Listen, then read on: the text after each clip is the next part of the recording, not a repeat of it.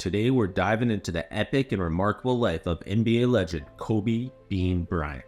Kobe Bryant was born in Philadelphia as the youngest of 3 children. Despite his father's success as an NBA player, life wasn't always cushy for Kobe. In 1984, Kobe's dad, Joe Jellybean Bryant, finished his NBA career after 8 years and made a tough decision to continue playing professional basketball overseas. Kobe was 6 years old when his family moved from Philadelphia to Rome, Italy. Imagine being a young boy arriving in a new country where you don't speak a word of the language, feeling almost like an alien. This was Kobe's reality when he was just 6 years old. He was an outsider, not just because of the language barrier, but also because he was the only black kid around. These early experiences shaped Kobe, teaching him resilience and self-reliance. Basketball became his sanctuary. He spent hours playing alone and watching NBA games on VHS, dreaming of becoming an NBA player. Basketball wasn't just a sport for Kobe, it became his identity. When Kobe was 13, the Bryant family returned to Philadelphia.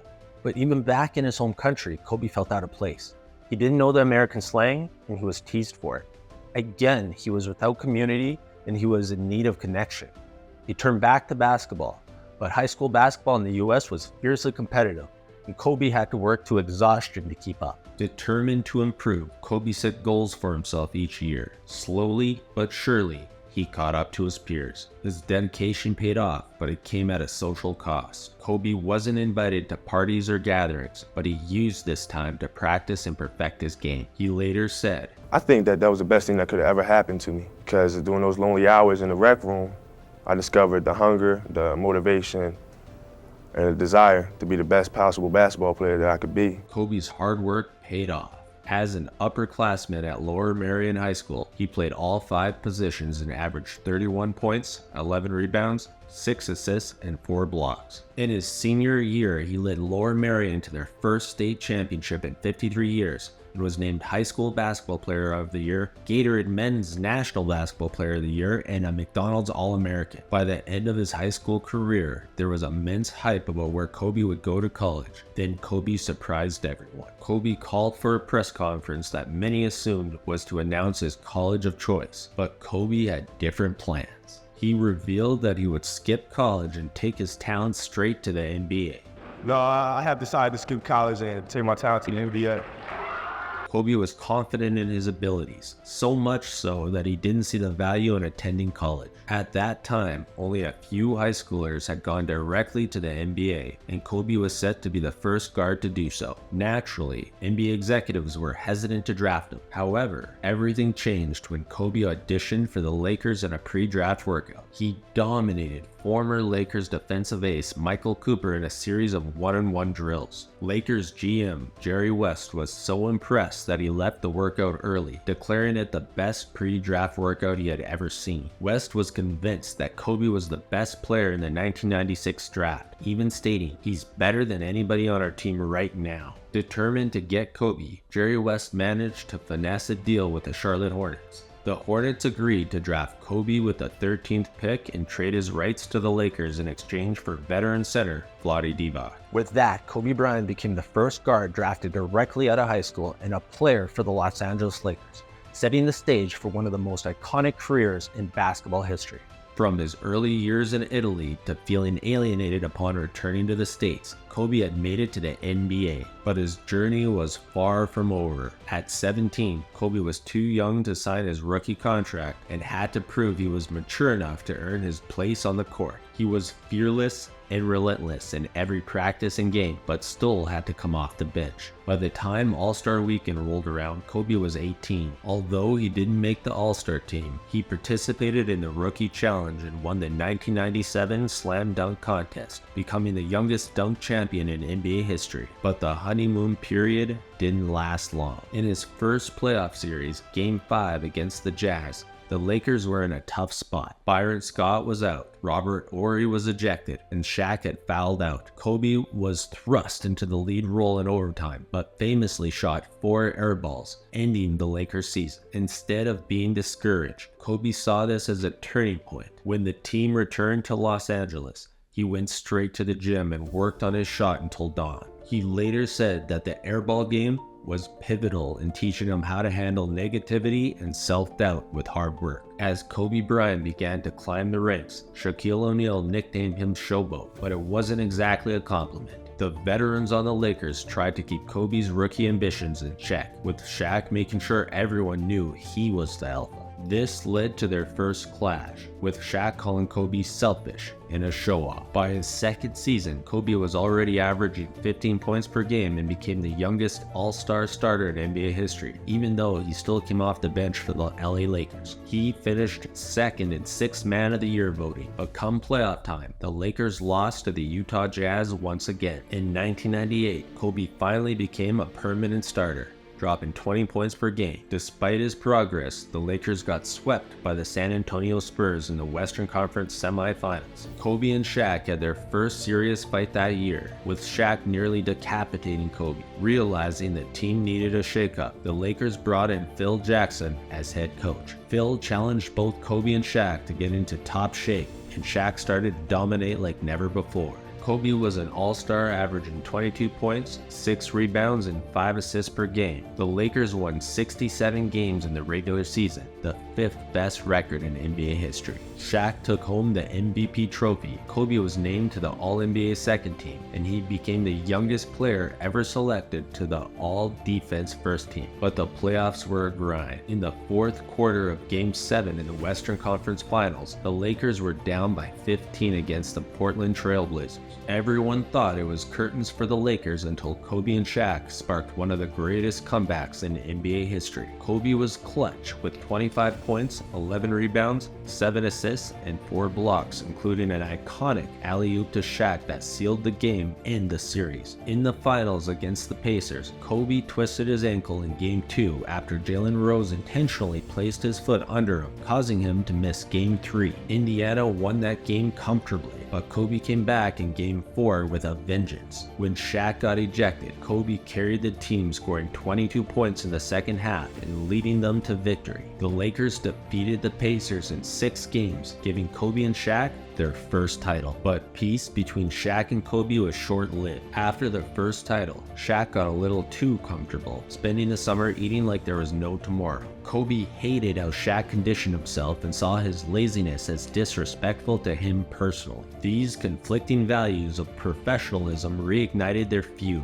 Despite this conflict, Kobe balled out, averaging a career-high 28.5 points per game in the 2000-2001 season. Come playoff time, Shaq returned to beast mode, and the Lakers swept all 3 series, including the Spurs in the Western Conference Finals. They would go on to defeat the 76ers in 5 games to clinch their second consecutive title, with Kobe putting up 29.4 points, 7.3 rebounds, and 6.1 assists per game averages for the entire postseason. In the 2001-2002 season, Kobe led the Lakers in assists and averaged 25 points per game. He won the All-Star Game MVP, made the All-NBA first team for the first time, and the All-Defensive first team. The Lakers dominated until they reached the conference finals against the Sacramento Kings, the best team that season. The Kings took a 3-2 lead in the series and would have likely won Game 6 if not for some controversial refereeing and an incredibly fortunate shot from Big Shot Rob, Mr. Robert Horry. The Lakers won Game 7 and quickly dismantled the Nets in the finals, securing their 3rd consecutive championship. Shaq was named Finals MVP for the 3rd time, and at the age of 23, Kobe became the youngest player to win 3 championships. In the 2002-2003 season, Kobe was tearing it up, finishing 3rd in MVP voting and landing on both the All-NBA and All-Defensive first teams.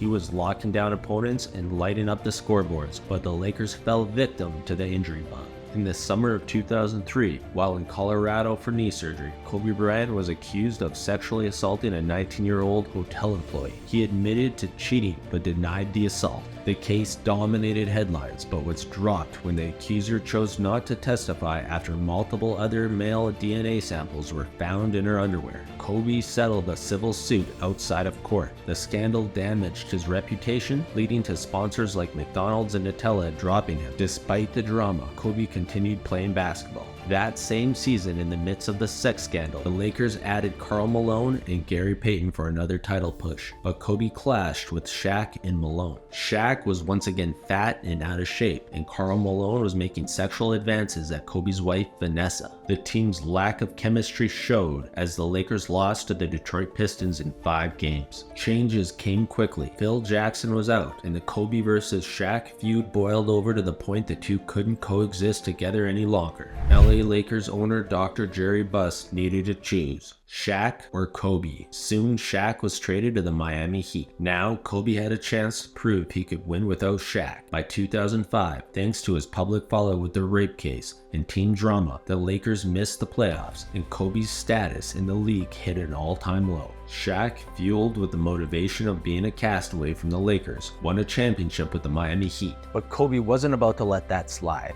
Kobe went full Mamba mode. He was in the gym up to 3 times a day and wouldn't leave practice without making at least 400 shots. That grind paid off because in 2005, Kobe put up the best stats of his entire career. December 2005 was wild for basketball fans. First, he dropped 62 points in 3 quarters against the Dallas Mavericks. Then, just a few weeks later, he went nuclear, scoring 81 points against the Toronto Raptors. Kobe registered the second highest scoring game in league history, right behind Wilt Chamberlain's legendary, and some say dubious, 100-point game in 1962. That season, he won his first scoring title, averaging 35.4 points per game, and finished 4th in the MVP race. Despite Kobe's historic season, the Lakers still got knocked out by the Suns in the first round. In the following season, Kobe picked up where he left off, averaging 31 points, 6 assists, and 6 rebounds in the 06 season. He was in his prime, leading the league in scoring and delivering highlight reel plays. He had a streak of 4 straight 50-point games, winning his 2nd straight scoring title. But the Lakers were once again eliminated in the first round by the Suns. Frustration was boiling over for Kobe. In 2007, he flirted with leaving the Lakers, nearly joining the Clippers and almost getting traded to the Detroit Pistons. Instead, the Lakers traded for Pau Gasol, one of the best European players ever. With Gasol, Trevor Ariza, and the emergence of Andrew Bynum, the Lakers became legit contenders once again. They finished the 2007-2008 season with a 57-25 record. Kobe would go on to earn the MVP trophy that year as well. The Lakers reached the NBA Finals against the Celtics. It was Kobe's 5th Finals appearance and his first without Shaq. Despite Kobe being on top of his game, the Celtics had the edge in 1-6. Down but never out, Kobe was on a private plane 2 days later to join what is now known as the Redeem Team, winning gold at the 2008 Olympics. By the time he came back for the 2008-2009 season, Kobe was on a mission. He played the best and most mature basketball of his entire career, leading the Lakers to a dominant 65-17 record. They stormed through the playoffs, beating the Orlando Magic in 5 games, and Kobe won his first NBA Finals trophy as he clinched his 4th championship. The 2009-2010 season saw Kobe take it up another notch. He nailed 6 game-winning shots and surpassed Jerry West to become the all-time leading scorer in Lakers history. The Lakers made it to the finals again, facing off against their old rivals, the Boston Celtics. But there was a problem. Kobe was playing with a bone spur in his ankle and a broken finger on his shooting hand. As one would imagine, he couldn't shoot the ball well. This series in particular was pretty ugly, but things were different than years ago. Kobe and the Lakers had learned to play like a team and took the series the distance. A deciding Game 7 was needed. In Game 7, Kobe shot 6 for 24, unable to put the game away by himself. But with his Mamba mentality, he'd rather die than lose to the Celtics twice. So he led the Lakers back from a 13-point third quarter deficit in Game 7, scoring 10 of his game-high 23 points in the 4th quarter and finishing with 15 rebounds. Kobe got his 5th title that night. When a reporter asked what the 5th title meant to him, Kobe truthfully said, Just got one more than Shaq. By 2011, Kobe was hungry for a 6th ring to match Jordan's tally. He was still balling out, but the Lakers couldn't get it together, getting swept in the 2nd round. The same thing happened in 2012. In 2013, the Lakers tried to shake things up by trading for Dwight Howard and Steve Nash, but Howard was a bad fit and Kobe's age was catching up with him. Then it happened. Pop. Kobe snapped his Achilles, the most devastating injury in basketball. Determined to return stronger, Kobe faced injury-plagued seasons, with issues from his knee to his shoulders and hand. His body was waving the white flag. In the 2015-2016 season, it was obvious Kobe couldn't do it anymore. Everything was hurting. That's when he published a poem in the Players Tribune titled Dear Basketball. It was his love letter to the sport. In it, he announced he'd retire at the end of the season. On April 13, 2016, Kobe played his final NBA game against the Utah Jazz. It wasn't a sad farewell, but a legendary exit. He dropped 60 points, hitting clutch shot after clutch shot and leading the LA Lakers to a 101-96 win over the Utah Jazz. By the time Kobe walked away from the game, his legacy was cemented in history as one of the greatest of all time. The Lakers retired both his jersey numbers, number 8 and number 24, making him the only player in NBA history to have two numbers retired by the same team. Post-retirement, many wondered how Kobe would channel his competitive fire, but he thrived, diving into storytelling. He turned his Dear Basketball poem into an Oscar-winning animated short film. Beyond the accolades, Kobe was a girl dad, an entrepreneur, a youth coach, and a visionary. But all that came to a shocking end when the unimaginable happened in 2020. The world lost a true legend when Kobe Bryant's helicopter went down, taking him, his daughter Gianna, and 7 others with it. The news hit the NBA hard. Players who grew up watching Kobe rack up 5 championships with the Lakers and drop 81 points in a single game were shook. Losing Kobe was a massive blow, reminding us all of just how much he achieved and what he meant to the game. He wasn't just one of the greatest athletes ever. His influence went way beyond the court. Even though Kobe spent his entire career with the Lakers, his name was known worldwide for more than just basketball. His Mamba Foundation aimed to teach young athletes the Mamba Mentality, pushing them to reach their full potential. Kobe's legacy is about more than just hoops. He was an inspiration and force for the power of perseverance. His impact will keep going, showing us that he was so much more than just an incredible ball player. What can I say? Mamba out. That's all Slime for today. Please like, share, and subscribe.